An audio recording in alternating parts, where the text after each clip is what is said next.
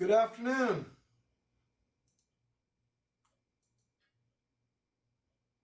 Good afternoon.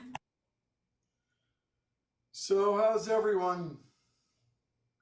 Anybody do anything amazing over the weekend?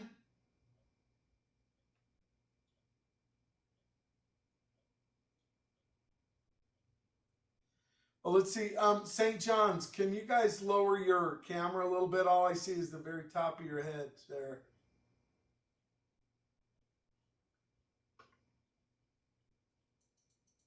Thank you.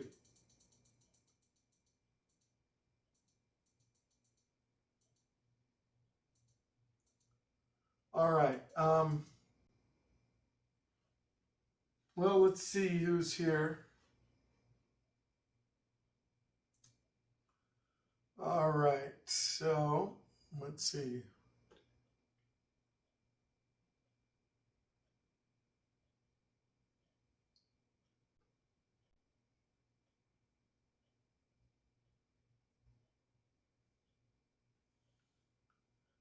Okay, let's see.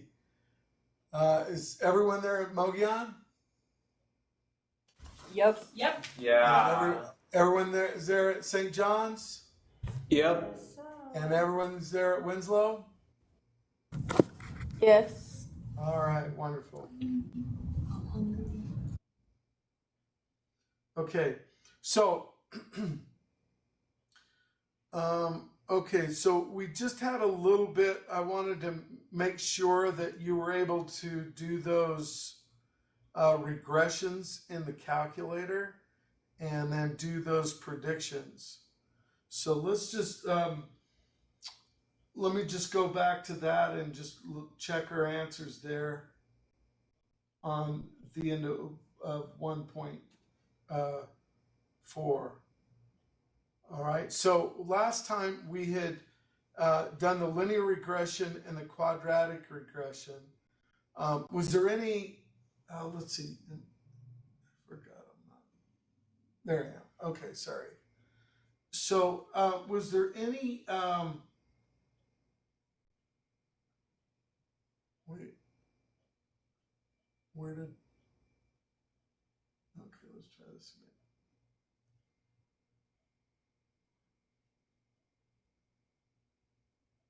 Okay, there we go. Was there any question on finding either of those regressions? It seemed like we were doing pretty good on that. Is there anyone that needed me to review how to find the linear regression or the quadratic regression? And then, well, the last thing that we didn't go over was says the graph each regression equation is the same window. And so basically I said you just type these into the Y1. So the linear regression will look like a line, and then the quadratic regression will look like part of a parabola. It'll look like a parabola intersecting many of these points. Okay, so here's actually the quadratic regression. So you can see the parabola is going through. All right, and then we said use each equation to predict the number of deaths by tuberculosis in the year 2020. So if 1970 was the first year, we said that what you do is plug in 50, is that would be year 50, into each of these two regression equations that you come up with.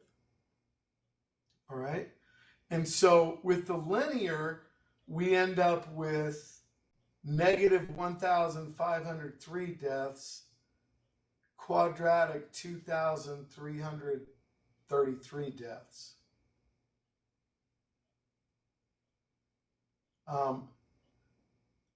So basically, one is projecting the number of deaths. The quadratic one is projecting that tuberculosis is going to make a comeback, and it will start will start infecting people again. What does this mean? The linear, when you plug in year 50, you get a negative number. What does that mean?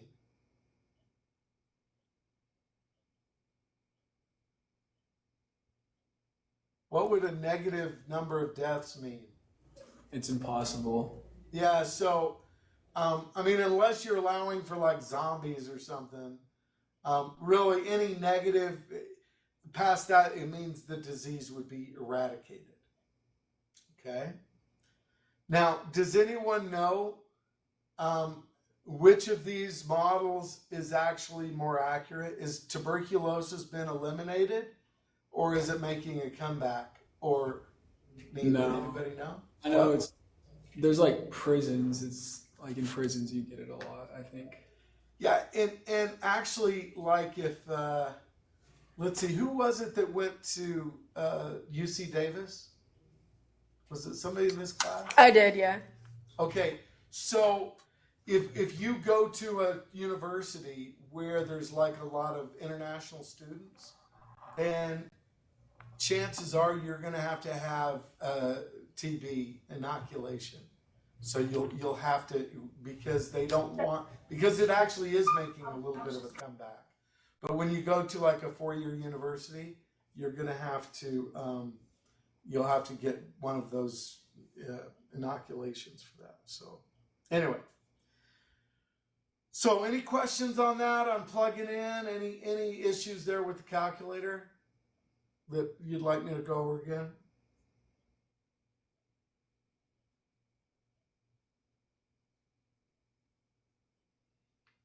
Okay, well, what I would like to do then is, so that's actually it for 1-4, and that's it. So that's it for chapter 1, that end of our pre-calculus review and using the calculator.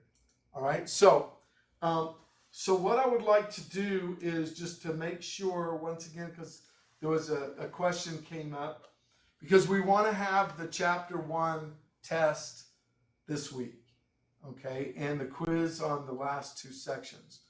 So I want to make sure, are we okay with those same test times for as we have the quiz, or do you want a different time slot or whatever? I can set it up for whatever works for you. So let's start with Winslow. When do you want to take the test? Can we take it Friday after class? Or after, just like during this class time? Sure. Okay, so Friday at 2:50? 2:45? 2:45, sure. Okay. Yeah, that's fine. Okay. Winslow, Friday, 2:45. Can we do it at 2:30? Sure. You guys have 7th hour, right?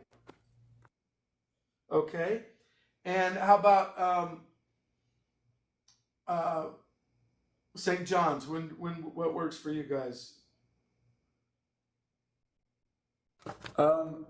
We're You can't or you can't? we said could we we're waiting in here like about 20 minutes before class starts, so can we switch our quiz time to then? Till when? On Wednesdays, Yeah, to start at 2:30. Well, that would be okay, but not for this test, because for the test, I'm not saying it's going to take you an hour, but you probably want to have that slot open for the test. Right. Yeah, Friday, we just mean 1 hour. quizzes. For Okay. tests, I think we said Friday at what time? And we came up with Afternoonish. Afternoonish. I'm in Napa. I'm in Chilo. Oh. So I'm only here until about 11:30 on Fridays. I'm in Chilo. We'll have to get back with you on the test, Oh, okay. okay? Also, All right. And Mogion, are you guys still good Wednesday at 1:50? Except for Jordan and Hannah? Yeah. Yes. I think we're just kind of concerned about like the time that we would have to take like the quizzes and the test.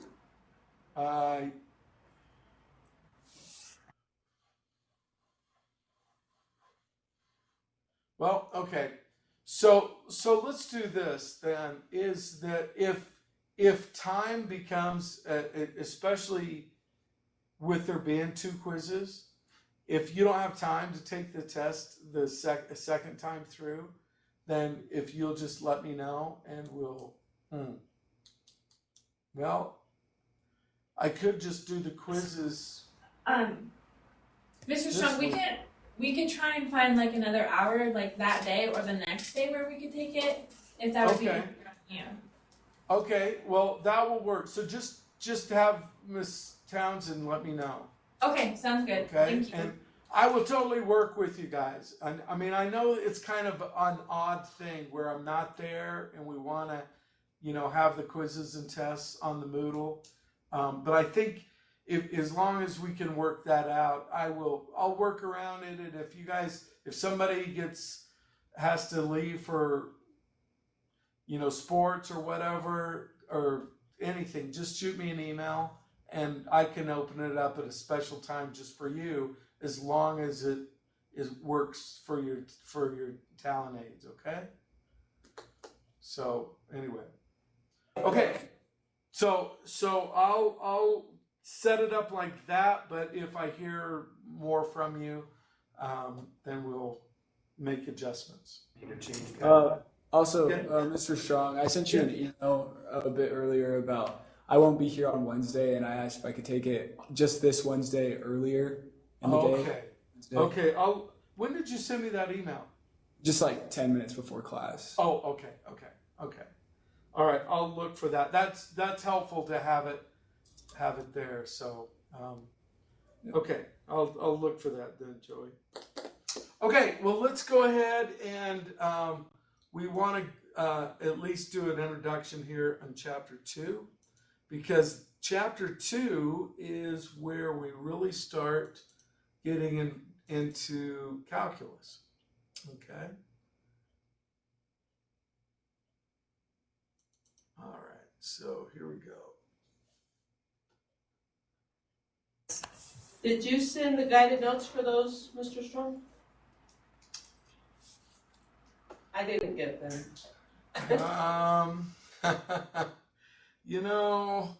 I'm now because of that question, I'm thinking maybe I didn't. I guess I did not. So let's see, what could I do? Okay, I'll print them if you can send them real quick. Okay. All right, at least 2.1. Let's see if I can send that right now.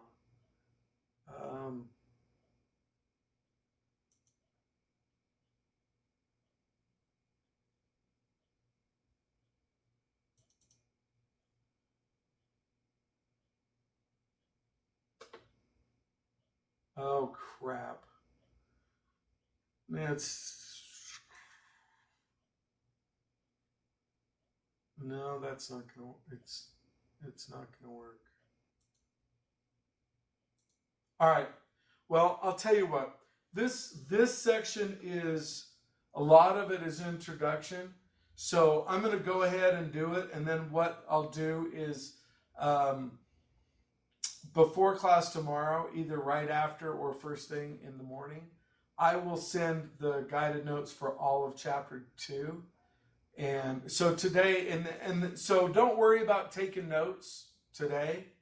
Just kind of watch it, and then we'll go over the notes tomorrow. Okay. Okay. All right. So sorry about that, but we'll I need to convert the notes to a PDF is what I have to do. So I'll send the whole chapter tomorrow. Okay, so chapter 2 is where we really start getting into the idea of calculus concepts.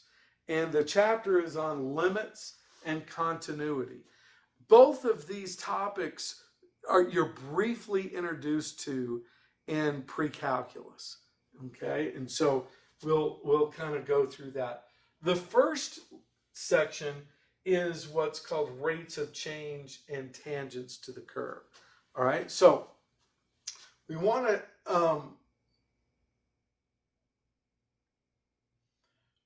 talk about well, let's see. I wonder if let's see if this will work.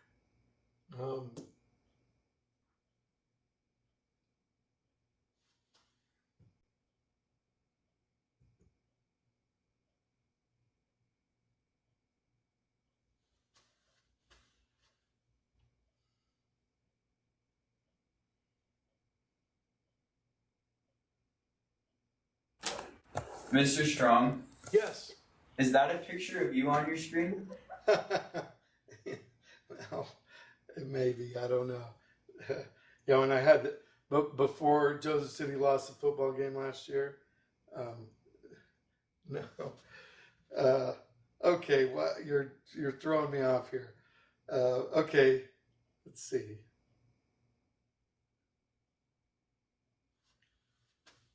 Let's see.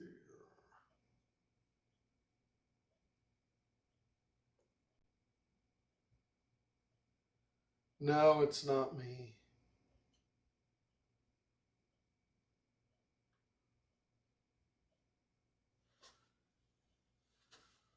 Okay.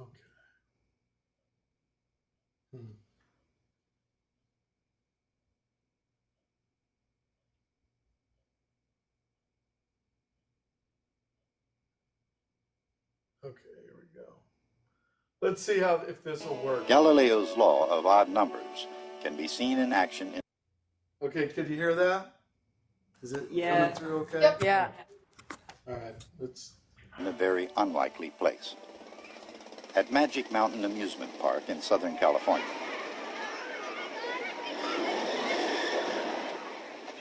Customers gladly pay for the privilege of plummeting through space under the influence of gravity.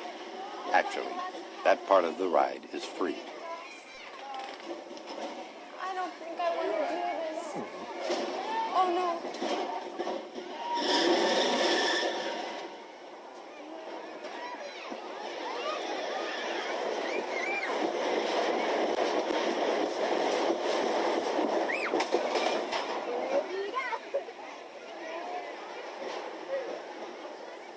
What the customers have really paid for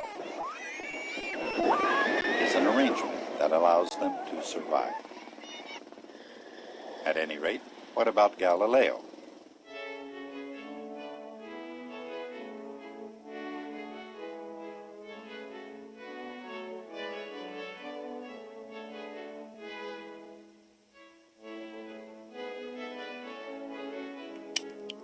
If this is 1 unit of distance, this should be 3. This should be 5, and so on, which is exactly what they are. Galileo was right. In successive intervals of time, the distances fallen do follow the odd numbers. But there's something else going on here that Galileo understood perfectly. Notice the total distance fallen at each point. After the first time interval, 1 unit of distance. After the second interval, 4 units of distance. After the third interval, 9 units. After the fourth, 16 units. In other words, at the end of each interval, the total distance fallen is 1, 4, 9, 16, 25, and so on. And those numbers, of course, are the perfect squares. So the distance fallen is proportional to the square of time. At this point, even the most petrified free fall rider can depend on us to tell her exactly how far she has fallen at each instant during the plunge. But the more discerning rider may also want to know how fast she's falling. Her speed is the distance she falls divided by the time it takes. For example, since she falls 64 feet during the first 2 seconds, her average speed must be 32 feet per second. But that's only her average speed during the first 2 seconds. At the beginning, she was standing still. And at the end of 2 seconds, she was falling much faster than 32 feet per second. Obviously, what this woman really wants to know is not her average speed, but her exact or instantaneous speed at any given time. Her instantaneous speed, which we call v, is proportional to time. First, we found that the distance, s, keeps increasing since it depends on time. If t changes, s changes. The speed, v, also keeps increasing with time. Acceleration a doesn't depend on time at all. Regardless of the value of t, the acceleration is always the same. On the Earth, the acceleration of a falling object in a vacuum is equal to 9.8 meters per second squared. Because the acceleration due to gravity is so important, it has its own symbol, a small g. According to the law of falling bodies, a body falls with constant acceleration, with speed proportional to time, and falls a distance proportional to the square of time. Discovering the relationships between constant acceleration, speed, and distance was quite an impressive achievement by Galileo. But are we satisfied? What is the nature of this phenomenon called gravity? That question has turned out to be one of the deepest in all the history of physics. To understand why Galileo's relationships are true, and to discover the nature of gravity itself, we must turn to Albert Einstein. Centuries later, this was the starting point from which he built his celebrated general theory of relativity.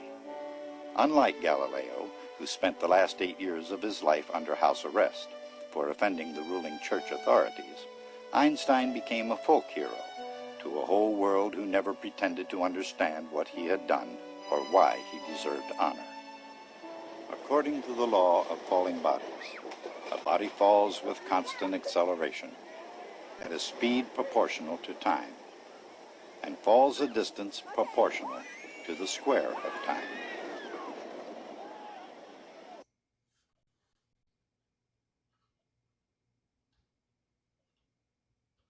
Okay.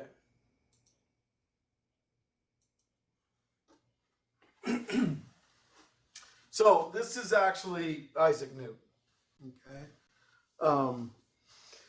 So you might say, well, wait, this is calculus, not physics.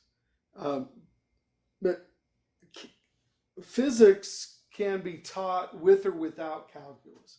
How many of you have actually had a physics class? Raise your hand. Okay. So when you took physics, the formulas, they threw a lot of formulas at you. Okay. Well, those formulas are actually based in calculus. You were doing calculus, you just didn't know it. Okay. And because, in the physical world, so much of it can be related to calculus, a lot of the application problems that we do will be in physics. Now, it's kind of crazy how I did things backwards too, where I like several of you, I took physics first, and I was good at physics. And then when I took calculus, my professor for Calc 1, he loved physics. He was from like Pakistan and I had a hard time understanding what he was saying. I couldn't read his writing on the board. But he used all of the examples were from physics. And I understood the physics. And so I did okay on the test because I could figure it out with physics and then try to make the calculus work. So it was kind of a weird backwards thing. But we will use physics. But there's also a lot of other applications of calculus that we will use. For example, business. We'll do some applications in business as we get farther along. And other, astronomy to nursing to whatever. We'll have applications in a lot of different areas. The thing that's kind of cool about calculus is once you get to here, there's a whole world of things that we can do with the calculus. The other thing is it mentioned Einstein, and it said that he was celebrated by a world of people that never pretended to understand the theory of relativity. Well, one of my goals before the end of Calc 1 is I actually want to teach you the theory of relativity in such a way that you can understand it. Okay? That's what I want for you to walk out of here, is to be one of the 0.0001% of the population of the world that actually gets it, that understands the theory of relativity, and maybe blow your mind a little bit in the process. So that's kind of where we're starting. And so the applications that I'm going to deal with initially are going to be from physics. Okay, and you'll see, well, why that is. And it helps us to understand the concept of a limit, continuity, the things that we're kind of building right now. All right, so first of all, they talked about velocity. Now, does anyone know the difference between speed and velocity? Velocity has a direction. Yes, velocity has a direction. So when you're driving in your car and you want to know how fast you're going, you look at the speedometer. That tells you your speed, but it doesn't tell you the direction. If you're wanting to know the direction, then hopefully you're going forward or positive, or you could look at your app to figure out if you're going north or whatever. But speed does not include the direction. So like here, if we launch a rocket or something, and it goes up at 2,000 feet per second, and then it reaches its max height and then comes down at negative 2,000 feet per second, then these are velocities. Because especially when you see a negative, then that means it's coming back down to the earth. But speed is never negative. Speed is always positive. So speed is actually the absolute value of the velocity. Okay? So speed is the absolute value of the velocity. So, or you can think of it as plus or minus the v. All right, now, it mentioned the average speed of that free fall thing at Magic Mountain in California. And I have to say, one of the funniest moments I remember from my class is that there was one time at the end of the school year, this is a few years ago, and some of my students, I think from Mogollon High School, they went there for their senior trip. And so I have a picture of some of my calculus students in front of that free fall thing, as they remembered that lesson on that. But anyway, they talked about average speed. And so the average velocity or average speed, it's kind of like when we calculate the slope in Algebra 1. Remember, the slope is like the difference in y's over the difference in the x's? Well, there, to do an average speed, you take the difference in the heights over the difference in times. And so it's like that, calculating a slope. So when we do an average velocity, we're actually not doing calculus yet. We're just doing algebra, the difference in y's over the difference in the x's. So Galileo came up with the free fall equation, y equals negative 16t squared, where t is the time. And so just like in the movie where it was proportional to the square of the time, this negative 16 comes from gravity. Okay? This is the effect of gravity. So if you just drop something, it's going to fall at a rate according to this equation. So you plug in the time, and then this will tell you how many feet or meters, depending on your units, that it's going to fall. All right, so this is finding, well, actually, This is finding an average speed. So a rock breaks loose from the top of a tall cliff. What is its average speed during the first 2 seconds of the fall? Okay, so it just breaks loose and it falls for 2 seconds. So its average speed is the difference in the position over the difference in the time. So the first 2 seconds, that means the change in time is 2 seconds.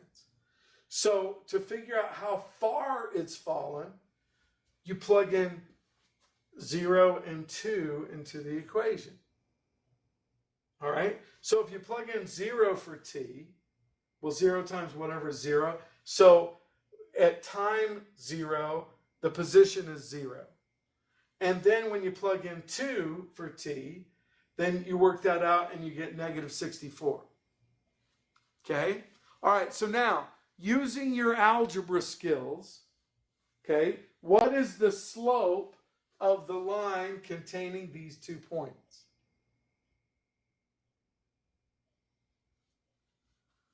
What's the slope of the line containing these 2 points?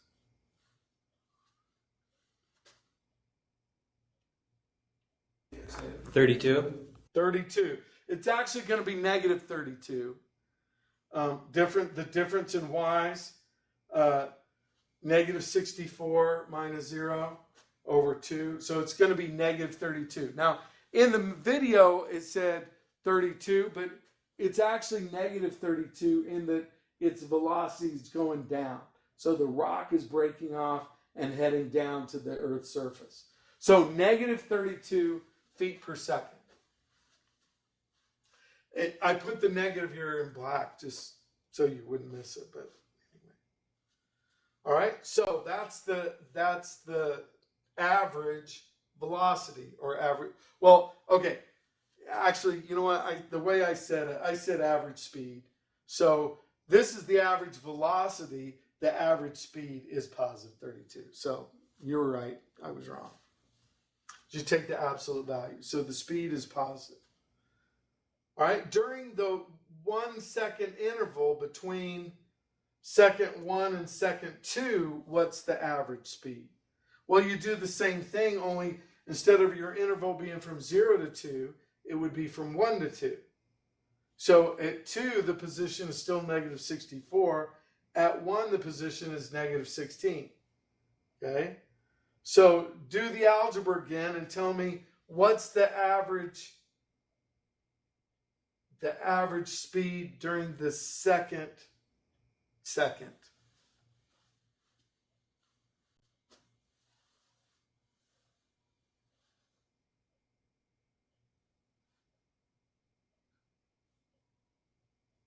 So you do negative 48. Negative 48 Yeah. would be the average velocity. That's correct. And so what does that mean? The average speed over the first 2 seconds was negative 32. The average velocity, The average velocity from second 1 to second 2 is negative 48. So what does that mean? It's accelerating. It's accelerating due to gravity. It's going faster toward the Earth. Okay? So that's the average. So the average speed or average velocity is calculated using algebra. There's no calculus here. Okay, we'll come back to that. So the question is how do you find an instantaneous speed? Well, the idea is this.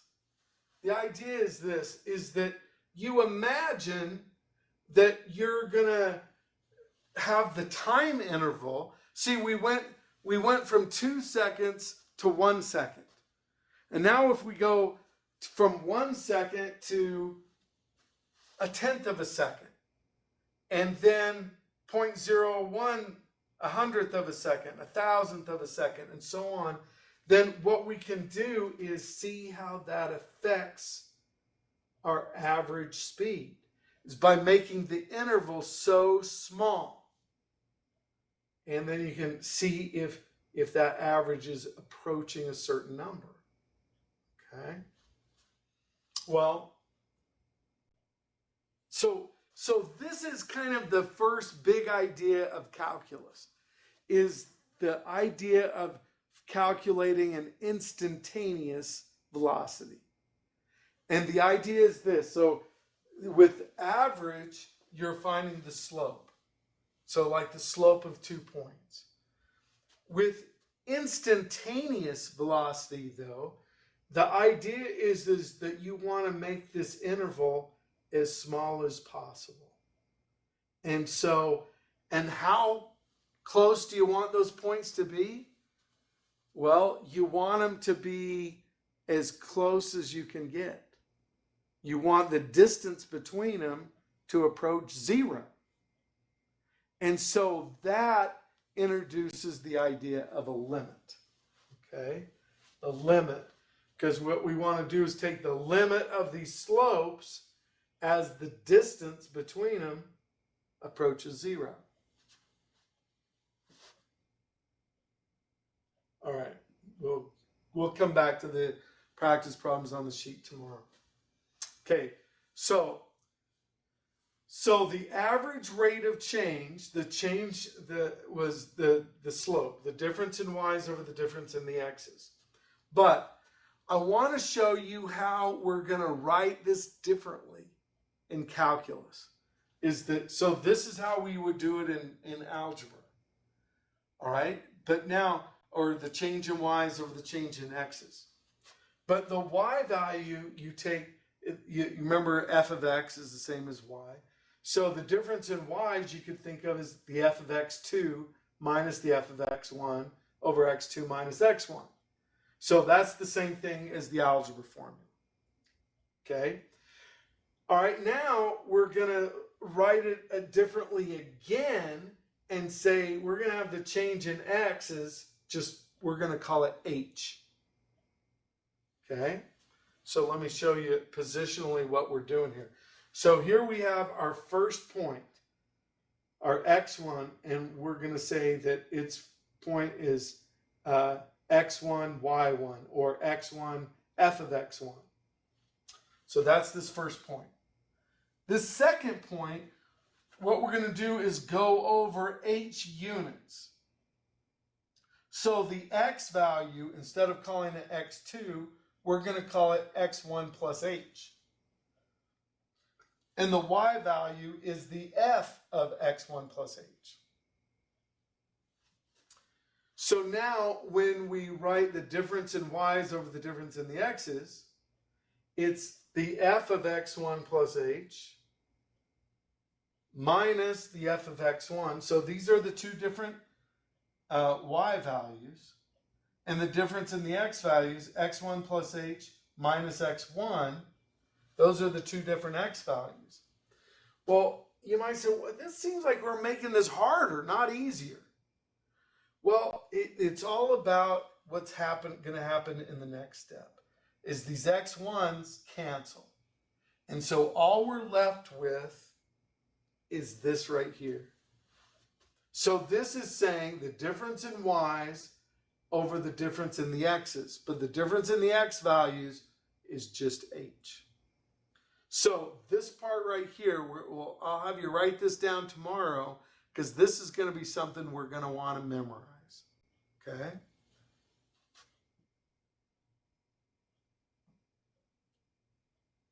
All right.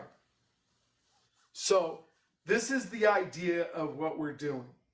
It says you start with the slope of a secant. Now, what is a secant? The secant is like, in geometry terms, if you're trying to find the slope of any 2 points, you just connect them. And that's called a secant line in geometry. So you start with that. And then what we're going to do is let the points get closer and closer together as we calculate the slope. So imagine then calculating this slope. And whoops. and then this slope, and this slope, and this slope. I'm going to put this down here. And then this slope. And so our points are getting closer and closer to our original point. And so as we're calculating these slopes, we see if there's a pattern.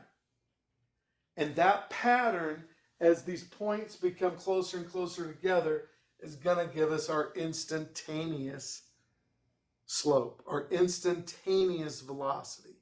So we start with our secant slope. Let's go back. And then we let the second point approach the first point.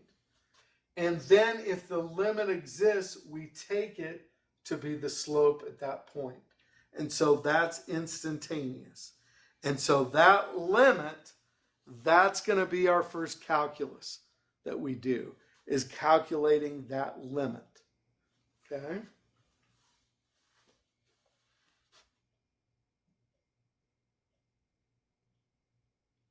Okay, so this is kind of what our work is going to look like here for the first part of chapter 2. As we calculate limits, it's going to look like this. So it'll say, find the slope of y equals x squared at the point 2, 4. So here's the slope. Here's the function f of x equals x squared. So then you write down what f of x plus h is. And x plus h, you just replace x with x plus h. So you get x plus h squared. All right. Now you plug in the x value that you're given. So the f of 2 squared is 4. The f of 2 plus h is 2 plus h squared, which simplifies to that. Okay. Now we use that difference quotient right here. So we're going to look at the f of x plus h minus the f of x all over h. So the f of 2 plus h is this part right here, minus the f of 2, which is 4,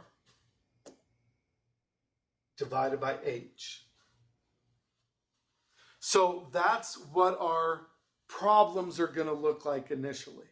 So we're going to then simplify this. And so the 4's will cancel.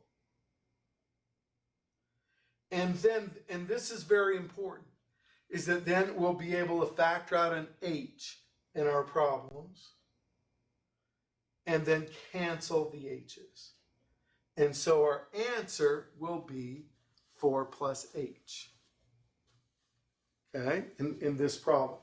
So the answer is 4 plus h. Now,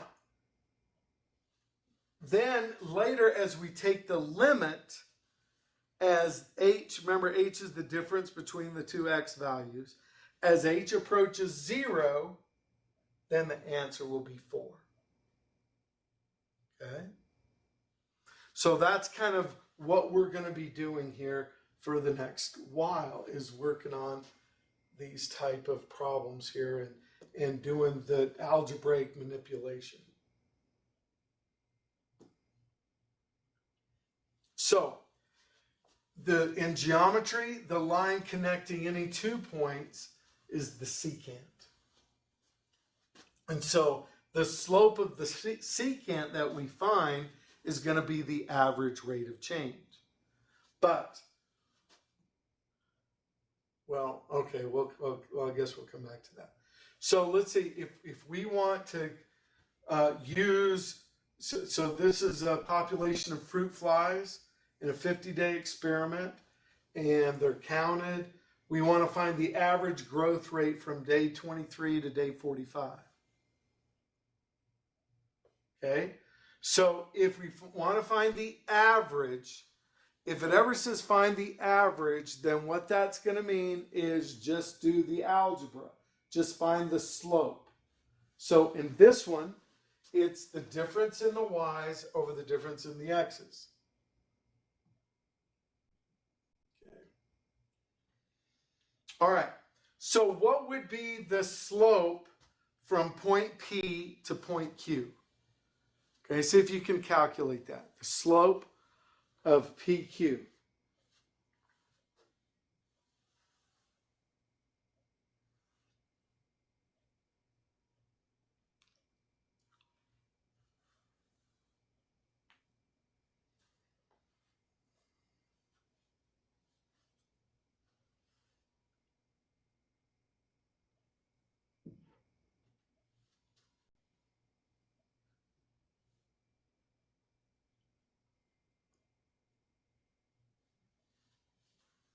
All right, so Rhett, when you've got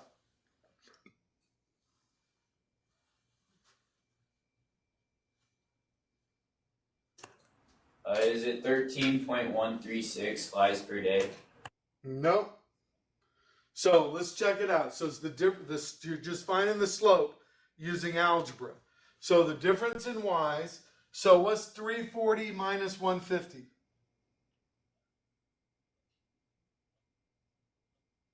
Five. How much? 190. Or 190, but not. So 190. Okay, over the difference in the x's. So what's 45 minus 23? 22. 22. Okay, so then to get the average rate of change, so the average change in flies per day, you would take 190 divided by 22, and then that should give you approximately 8.6. Okay? Yeah, I put that in my calculator wrong. Okay. Yeah, So- sorry. No problem. So that's just the average. Okay? So that's the average. To find the instantaneous, what we would have to do is pick points. Like if we want to know exactly what's happening at 23, we would have to pick points as they get closer to 23 and calculate several slopes to see if there's a pattern, if there's a number it goes to. Okay? All right, so, okay. So this is the big idea here, to just summarize, is that the average rate of change from one point to another point is the secant slope. And it just uses algebra. To find the instantaneous rate of change, it's like what we're trying to do is find the slope of a tangent using just one point. So, because we want the points to get closer and closer until they're just one point.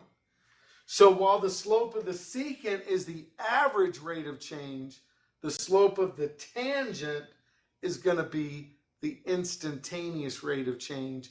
And that's what we're going to use that limiting process for, is to like find the slope with just one point. Okay. Let's see, so the average rate of change over an interval does not tell us how fast it is changing at any given moment of time. What you want is the instantaneous rate of change. So like if you say, if a cop pulls you over and he says you were speeding, you cannot say, well, I've been averaging 50 miles an hour. That's not going to cut it. He's going to say, well, I just clocked you doing 80. That was your instantaneous rate of change. So it's different than your average rate of change. All right. Well, we'll pick it up from there, and I'll make sure you have the guided notes sent out to you before tomorrow. And hope you guys have a great day. And thank you for your patience. We'll see you.